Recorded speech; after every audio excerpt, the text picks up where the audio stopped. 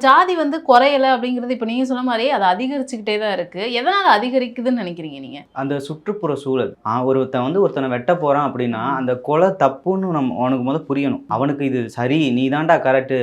நீ வெட்டினா நீ மாவீரன்டான்னு ஒருத்தனுக்கு சொல்லிக் ம். குடுத்துட்டா, அவன பார்த்து 10 மாவீரன் முட்டா பயலுக உருவானுவ. நீ அவனுக்கு தப்புன்னே சொல்லிக் குடுக்கலையே. நம்ம கல்வி முறை எத்தனையோ அம்பேத்கர் வந்துட்டாங்க, எத்தனையோ பெரியார் வந்துட்டாங்க, ஐயா வைகுண்டர் வந்துட்டாரு. எல்லாம் நம்ம இந்த மண்ல சொல்லிக் குடுத்தாலும், இந்த புக்ல பார்த்துருக்கீங்களா? ஃபர்ஸ்ட் பேஜ்ல.